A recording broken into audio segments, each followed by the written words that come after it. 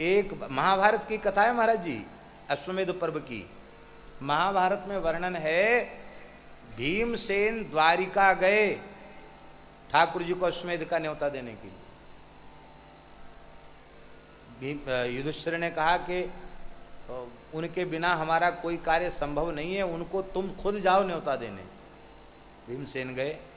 भगवान ने सोचा कि भाई द्वारिका में कोई हमको गाली देने वाला तो है नहीं, ब्रज में तो लोग गाली देते हैं, यहाँ तो कोई गाली देने वाला है नहीं, पर भीम दादा हमारे विचित्र भक्त हैं, इनसे इच्छा की पूर्ति हो सकती है। महाराज जी हम मनगढ़ंत नहीं सुना रहे, ग्रंथ में महाभारत में लिखा हुआ है। तो भगवान ने भीमसेन को रुकवा दिया वहीं और सेवकों से कह दिया, कह दो भोजन कर रहे हैं, भोजन के बाद मिलेंगे। वो तो स्वयं विचार से चले थे कि राजभोग द्वारिकाधीश कृष्ण के साथ बैठकर करेंगे, और भूख के भीमसेन वैसे ही कच्चे। और ठाकुर जी ने सिखा पढ़ा दिया था, बोले लाओ रसमलाई, लाओ रबड़ी, लाओ पुआ, लाओ इमरती। अब भीमसेन को क्रोध उत्पन्न, क्रोध पर क्रोध जगता चला जाए मिठाई का नाम सुन करके। अंत में खरी खोटी सुनाना आरंभ किया।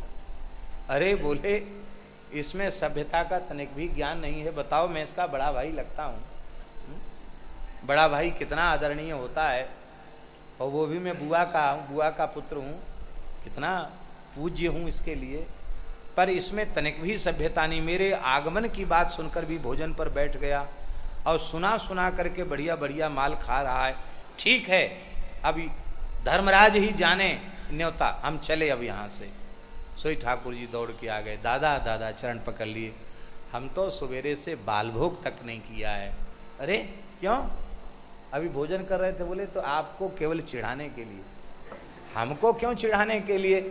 बोले द्वारिका में सब हमारी स्तुति करने वाले, जय जयकार करने वाले, हमने सोचा भाई ब्रज में तो खरी खोटी सुनाने वाले लोग थे, और कहीं भी इच्छा पूर्ति हुई, द्वारिका में बहुत दिन हो गए किसी ने खरी खोटी नहीं सुनाई, आप जैसे प्रेमी भक्तों से ही हम अपनी वह अभिलाषा पूर्ण कर सकते हैं। भीमसेन रो पड़े, भगवान ने हृदय से लगाया।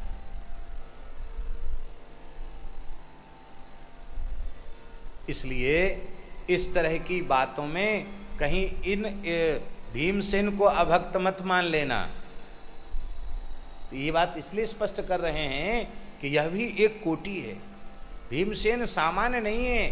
हमारे यहाँ लिखा है पापम प्रणश्यति ब्रकोदर कीर्तनेन, भगवान के नाम के उच्चारण से पाप नष्ट होता है, भीमसेन का नाम लेने से भी पाप नष्ट होता है।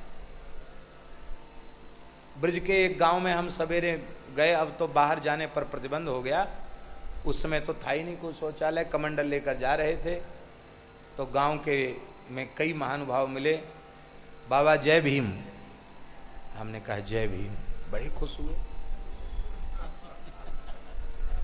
हमारे मन में आया कि जरूर कोई न कोई महापुरुष यहाँ आकर बता गए होंगे, पापम प्रणश्यति ब्रकोदर कीर्तनेन।